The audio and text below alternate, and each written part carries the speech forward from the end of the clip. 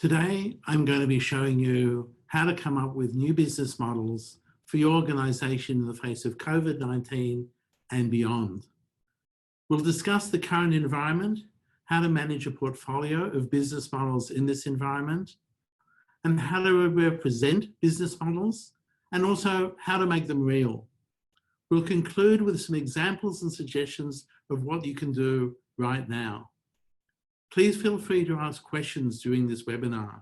Our team is standing by to collect these questions, and rather than answering them on the spot, we're going to try something different and come back to you with more detailed answers after this event. Last time we ran our webinar on value proposition design, we had so many questions, we feel we need to do them proper justice. So a brief introduction to myself and to the company. I'm Jeffrey Tobias, for those of you who don't know me, founder of the Strategy Group.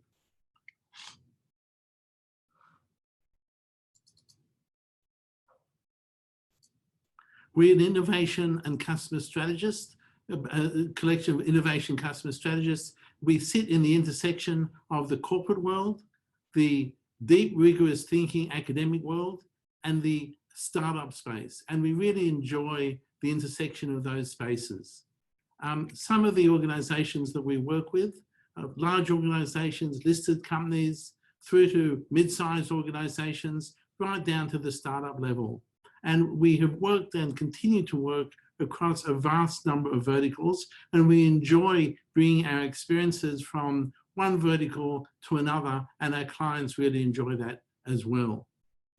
There are three pillars to our company: innovation, customer strategy, and business model transformation.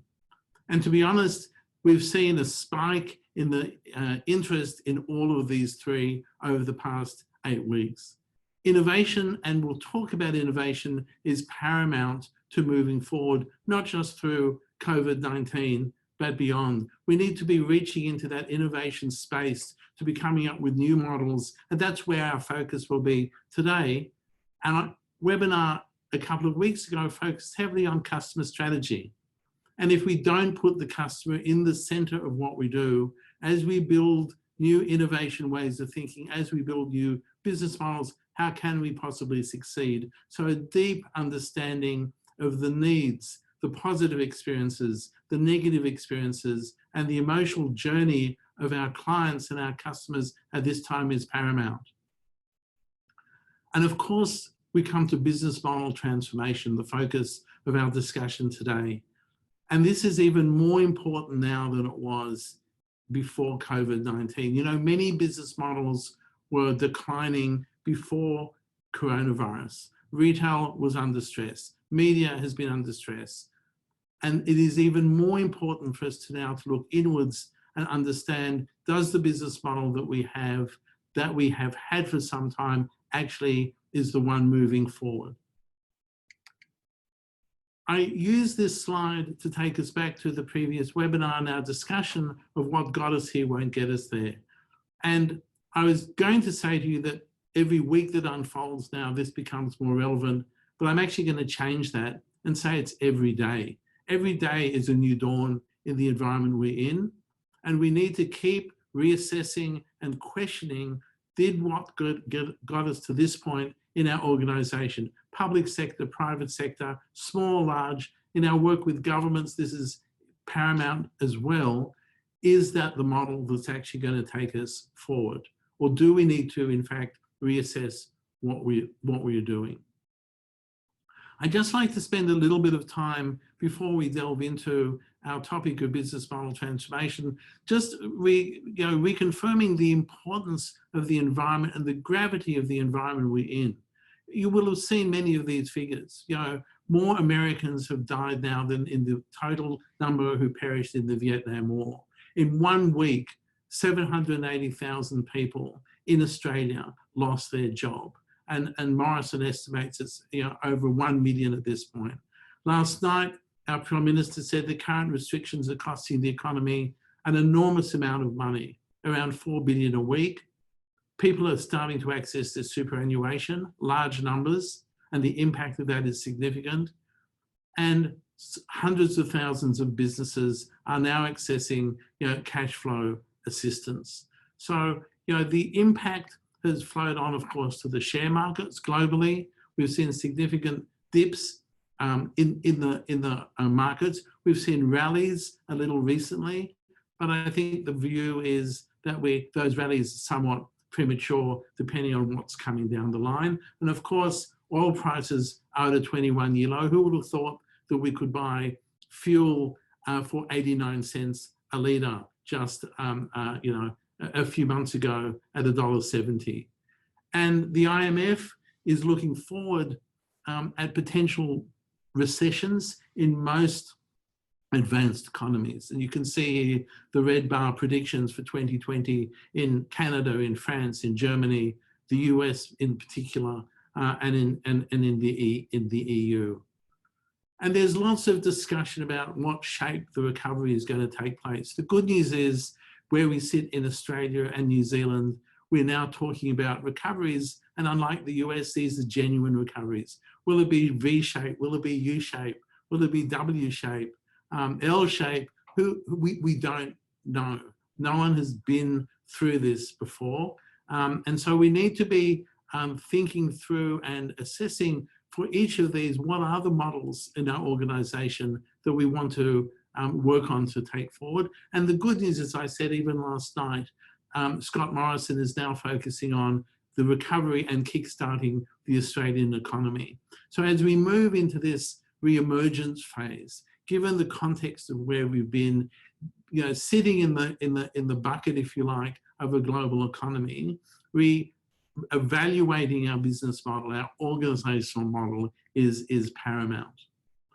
So we started with the value proposition, and we start with what is the value proposition for our customers that's meaningful today, and what's the value proposition that's going to be meaningful post-COVID-19. And we discussed this at the webinar a couple of weeks ago, and we talked about the meaning of a value proposition. What is a value proposition?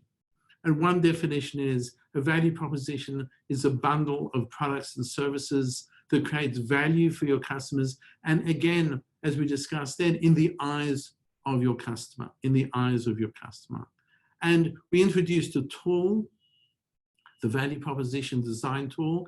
Very quickly, on the right-hand side, we've got the customer. Just to, if you weren't part of that webinar, we'll send you the link. On the right-hand side is the customer. The customer has needs. The customer has positive experiences they want to actually enjoy, and they have negative experiences that they'd like to get rid of. And every one of your customers, whether they're clients, whether they're customers, whether they're internal customers, whether they're external customers, whether it's B2C, B2B, whether it's government and your customers, the citizen, every one of them also has an emotional journey. So we can use this tool to redefine and understand deeply the needs, the positive experiences, the negative experiences, the emotional journeys of our customer, and then reshape on the left-hand side our organization. What are the products and services that we should be delivering? How do we produce positive experiences to match the positive experiences of our customers? And how do we produce how do we help shrink the negative experiences that our customers are experiencing today and moving forward? And of course, provide some emotional relievers for the emotional journey. And if we can do that and reshape and look at what do we have in the organization that in the eyes of our customer, again, internal, external, produces value, so is the strength of our value proposition. If you haven't, if you weren't part of the webinar a couple of weeks ago, please feel free to email me. I put my email address on the bottom here. Gladly send you the tool. Glad you also send you a recording of that discussion. So I just thought we'd refresh our memory in terms of where do we start, and that's the value proposition. So if we create these value propositions, how do we bring them to life? And there may be a number of these. So value propositions moving forwards in the space of COVID-19 or in the recovery mode, which we will move into relatively soon, We may have a bundle of ideas, a bundle of hunches, a bundle of guesses. And what we want to do is develop a portfolio of business models. And we're going to spend a bit of time trying to understand what that portfolio looks like and how do we manage a portfolio of business models. First of all, what is a portfolio?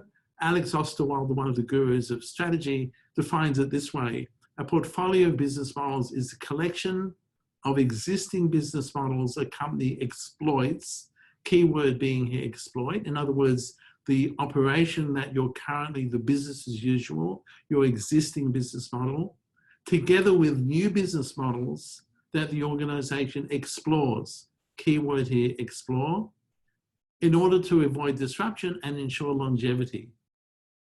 And I smile at this because we've got the disruption. So, you know, what we want to do is do the ensure longevity bit, is actually make sure that our portfolio of business models that we are exploiting, the business as usual, the business that's got us here, and the new business models that may get us there that we want to explore actually ensures longevity, obviously through COVID-19 and in particular beyond. So we want to move from a place of uncertainty, of exploration, of validation, of testing, rapidly into a process of exploit. So we want to come up with a bunch of value propositions, express them in the form of business models, and rapidly move them from uncertainty to certainty, where we can move from idea phase and opportunity phase to a validation phase, where we now move from explore to exploit, again, in the eyes of our customer, but also that delivers financial value. Value propositions on their own aren't complete business models. We need to round the value propositions out to actually give us exploited models delivering value. And explore and exploit are challenging. They're diametrically in many ways opposed. So if we've got business as usual, if we're exploiting what we've done in the past, we focus on efficiency and growth. If we're exploring new models, we're looking for we're searching for new things. We're looking for breakthrough ideas. If we're exploiting what we've done in the past, you know, uncertainty is low. It's worked. We know how to do it. Uncertainty in exploration is high. We're breaking new ground. We're testing new things that we haven't done before. From, you know, the CFO's perspective or the finance perspective, you know, doing what we've done, what got us here is safe. We know what the returns are. We can expect what the dividends are going to be. If we're exploring new grounds, we need to change our thinking. We need to think like a venture capitalist. We need to be able to take risks. And you know what? Maybe many things will fail, and that's okay. Culturally, exploiting what we've done, the business as usual, is okay. We can do planning. We've got some predictability. We expect minimal failure. Failure is not an option. As we move into explore mode, we've got experimentation. We've got learning, and also we've got what's really important, rapid adaptation into new ways of thinking and moving from one business model to another. In terms of people and skills, you know, from an exploit perspective, you know, doing what we've done, it's about efficiency. It's about being on time. It's about being to budget, all the things that we're familiar with. In an explore mode, we've dealt with working in uncertainty. We need to recognize patterns. We need to understand what got us here, but we're also working on what's going to get us there. So the thinking and the mindsets are really important to shift between our exploit, this is what got us here mindset, to now into exploration. And we can start to map out what this portfolio of business models look like. So where do we put our exploit business models? The ones that, you know, we know work, that have worked in the past, we want to exploit further on. And so we can map out on the x-axis, sort of, we want to move and continue to move the business models that we've been using in the past from high risk to low risk. The more we can move them and protect them and put a fence around them, the more on the y-axis we can actually move from low return to high return profitability. So we will improve the business models that we've done. And we don't want to stop doing that. We don't want to just halt everything that we've done in exploiting what we've done. We want to continue to protect and grow and evolve the business models that we've had in the past. Not necessarily are we stopping everything and starting again. But we do want to build exploration. And exploration involves higher risk down the bottom, and we want to, over time, as we validate and invalidate some of our business models, move from high risk to low risk, to move our business models from the left-hand side to the right-hand side. And over time, we'll start with high risk and low return expectations. Will they work? Will they not? Over time, move them to a higher risk of profitability and return. And in the same way, we want to grow from the bottom left to the top right, explore our new business models that we want to test during COVID-19 and beyond. And I'll be giving you some examples of some of these in just a little while. So let's say, for example, in our explore mode, we come up with a new idea.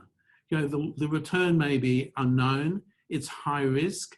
What we want to do is, over time, move and transition that idea to be lower and lower risk, and eventually transfer that idea into our exploit quadrant.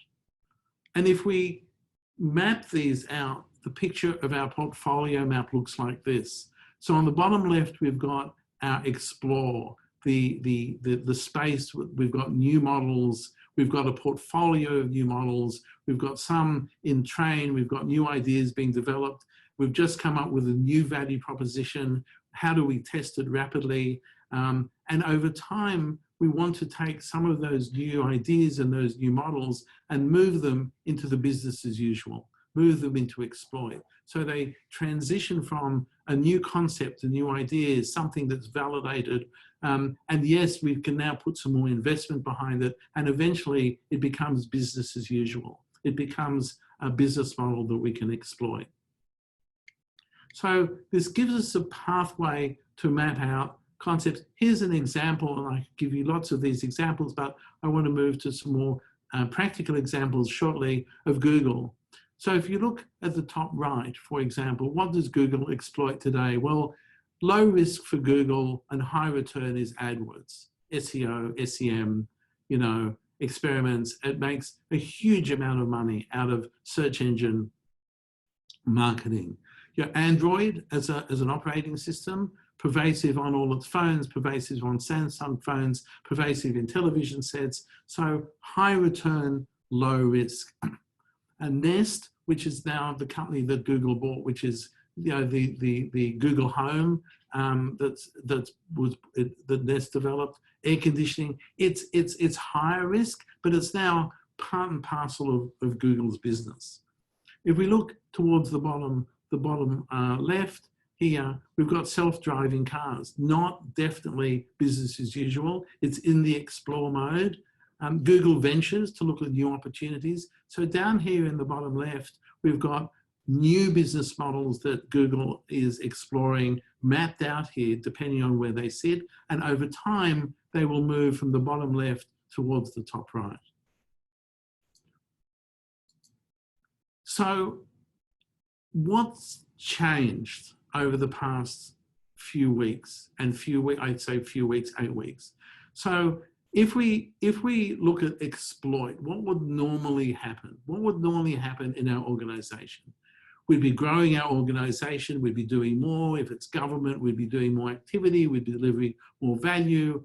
If it's a commercial organization, we'd be delivering dividends. Something would occur, maybe a new entrant would occur. Maybe there'd be some hiccup in the business, in the organization. And this happens all the time.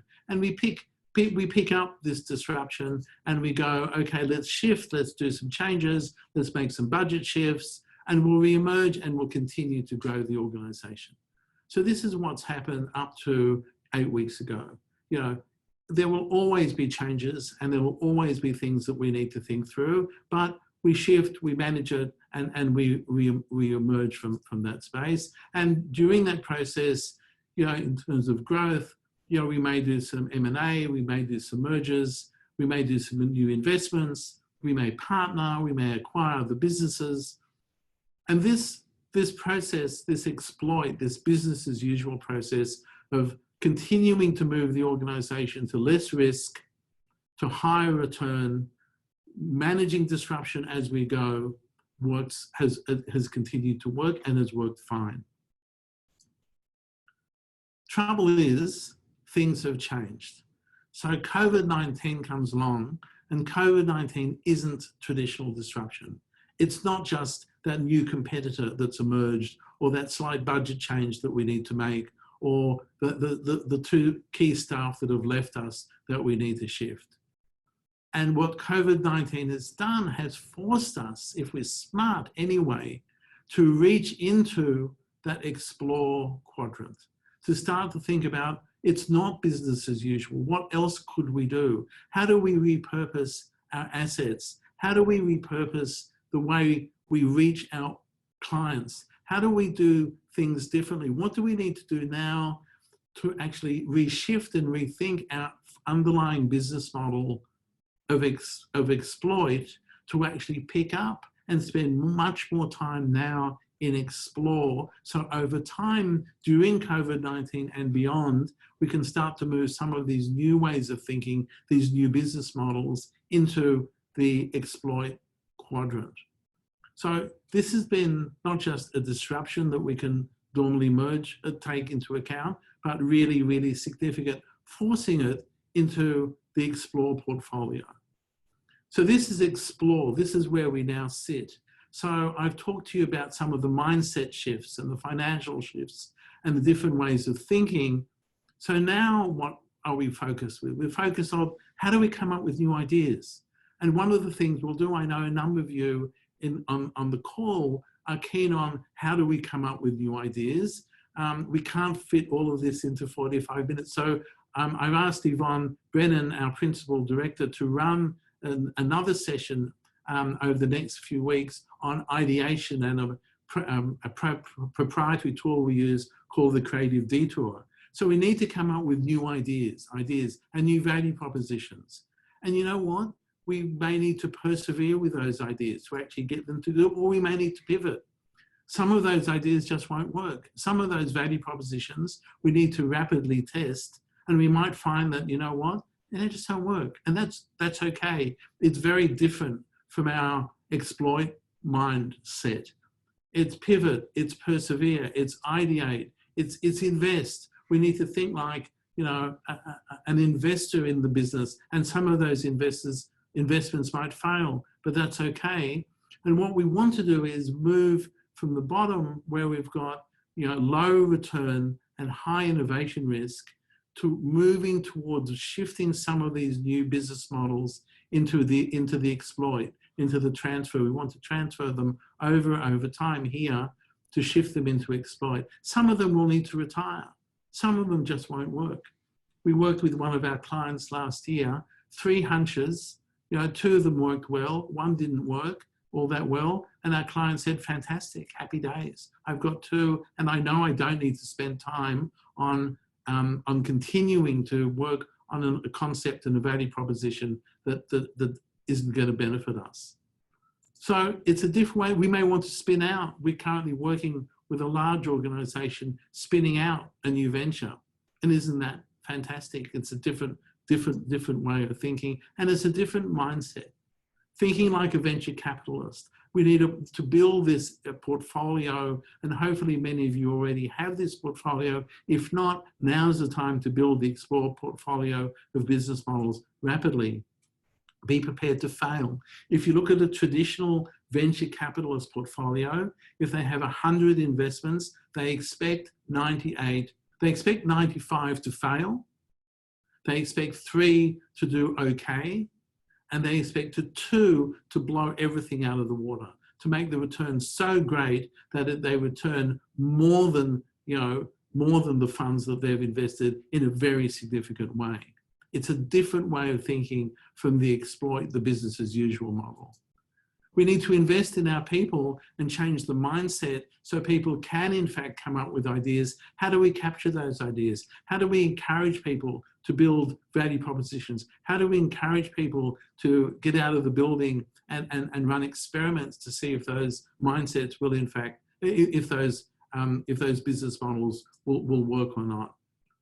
We need to build MVPs rapidly. And I'll give you some examples of those very shortly, of people who pivoted on business models from a traditional exploit into explore in the space of 3 days, built some prototypes in the space of 2 days, and actually built a new business model in the space of 2 weeks. So it's not about meeting after meeting and video call after video call to do things from now to 2 years out. This is rapid stuff, and we need to think differently, and we need to be prepared to pivot. We need to be able to say, you know what? The path we were going down, wrong path. Our prize is still in our sights, but we need to pivot in terms of the way we actually get there. And this mindset of agility and thinking like a startup is definitely where we need to take our organization today. And this shift from the exploit, which we're not going to turn off necessarily, but into the explore with a portfolio of business models, I put to you, and our point of view as a company is this is how you're going to win. Government, local government, public sector, federal government, large organization, small organization, matters not, into the future. So I've talked a lot about business models. Many of you will be familiar with the business model canvas. Just very quickly, this allows us, this is a great tool to allow us to map out what can some of our business models look like. And just very quickly, and I won't dwell on this, again, we can send you this tool if you're not familiar with it. But here we have on the right-hand side, customer segments. Who are our customer segments? And how are we going to relate to those customer segments? What's the relationship going to be? How are we going to get to those customer segments? What channels do we need to get to them? And what's our value proposition? As we've said, value proposition is so important. So we can define using this tool, the business model canvas, what's the value proposition to customer segments, what are the relationships, what are the channels? Then what activities is this new business going to undertake? It may be very different from what we've done before. What are the resources that we need to carry out these activities? What partners do we need? There may be very different partners to the partners that we've had before. And you know what? The cost structure and the revenue streams may be different once again. So again, organizations, when they talk about business models, think of 60-page documents that go to investment committees, that take 3 months to make decisions that then get implemented 12 months later. That way of thinking in an explore mindset, in a COVID-19 mindset, as we emerge from COVID-19 into new ways and new ways of thinking for our organization, what we need doesn't work. What we need to think about is how we use a tool like this on a page to rapidly define a new business model that we can validate. Let me give you some examples. So, Stage King, Australian company, builds large stages for large rock concerts, for events, cricket events, football events, major venues. Whenever you see a stage that looks like this, it's built by Stage King. They've been able to come up with a process to very rapidly build stages for big events such as what you see in front of you. Successful business. March 13 came along this year. Every stage construction project cancelled. 1 week later, they laid off their 23 staff. 23 staff. Business shut, everyone gone, every opportunity they had cancelled. They thought to themselves, what's the value proposition now? What are people doing? And they came up with and said, well, people are going to be at home. If they're going to be at home and they're setting up home offices to work from home, do they actually have desks that they can use? What's their home office going to look like?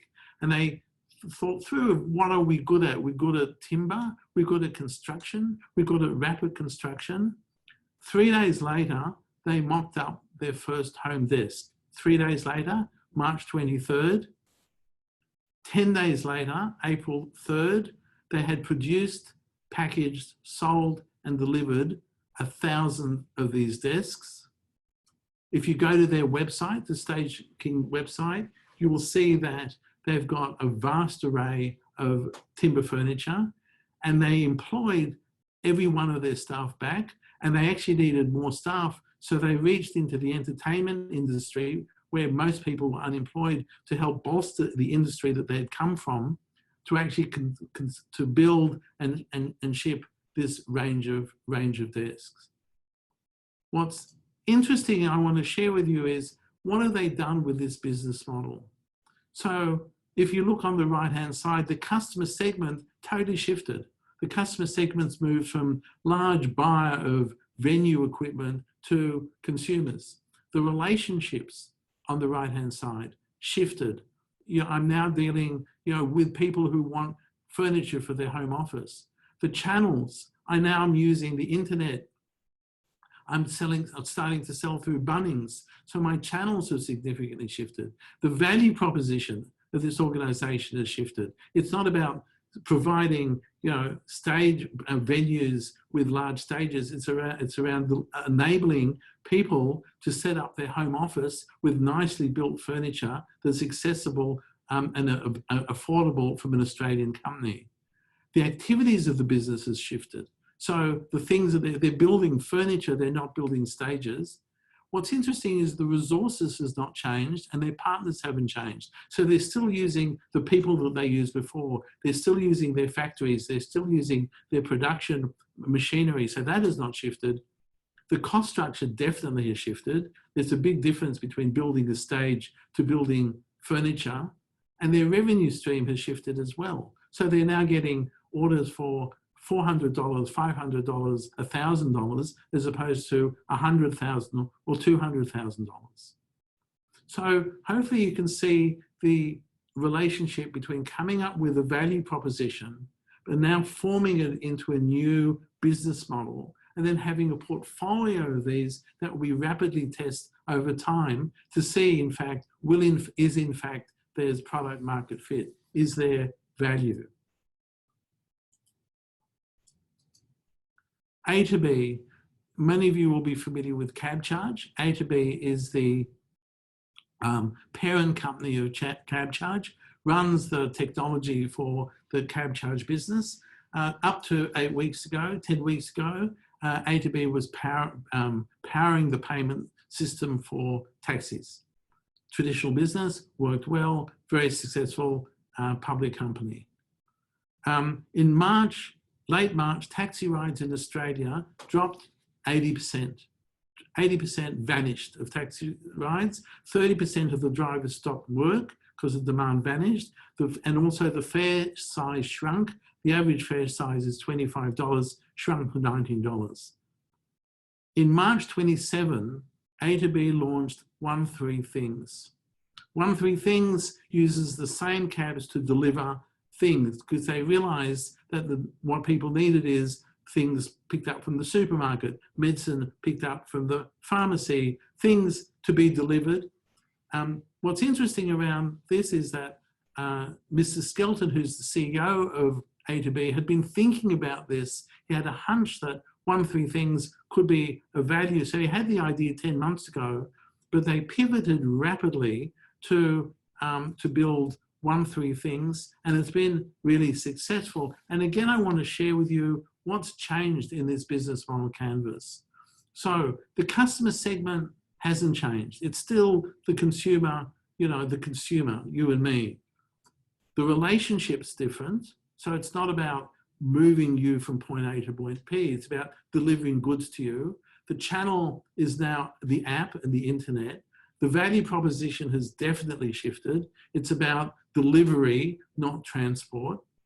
The activities have shifted. The cabs aren't picking up people or sitting in a taxi rank. They're picking up goods.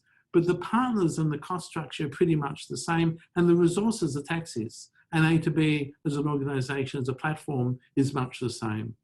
And the revenue stream shifted because I'm not, first of all, it's two journeys. It's a lower journey, but also I'm picking a thing up and delivering it. So the way it's being charged is somewhat different. So again, we can take the business model canvas, create a new portfolio, understand where the shifts are that are different from our own today, and start to try this out very rapidly. Spiffy. Spiffy is a US company that would do car cleaning. So on-demand car cleaning, you needed your car cleaned. You would call Spiffy, they'd come and clean your car. In middle of March, they realized that they needed to put training for their team. So they introduced social distancing. So when they turned up to your house to clean your car, they'd realize that there needed to be distance between the car cleaner from Spiffy and you. 3 days later, they abandoned that and said, you don't even need to see us. Call us, book us on an app. They came up with an app, book us on an app, leave your car outside unlocked. We will clean it and drive away. And then they realized 3 days later that what people really wanted was not so much a clean car. What they wanted was a disinfected car. So when they got into their car, it would be disinfected and they'd be able to feel that they were touching clean surfaces, especially metal and plastic. And 2 days later, they thought, hang on, if we're disinfecting cars, maybe we can disinfect offices. So they introduced office disinfectant for facilities, offices and warehouses. And now their business is significantly pivoted to being not just cleaning cars, but potentially disinfecting offices. And those of you who would have heard Morrison and the cabinet talk about COVID-safe businesses can see what a huge business Spiffy is going to become. And again, customer segments has shifted. It's not about people wanting clean cars. The customers are now office managers, building managers. The value proposition shifted from we'll clean your car to we'll disinfect your entire building. The channels have shifted. The activities have shifted. The resources have significantly shifted from, we need mobile vans with drivers through now we need armies of cleaning people who will go into buildings with disinfectant. The cost structure significantly shifted from just pay me for a clean car to pay me for a clean building, as well as the revenue stream. So significant shifts in the business model of Spiffy. And you can imagine that Spiffy is going to continue this and probably replace its core business with disinfecting office space over time. Last one, Ned's Heads.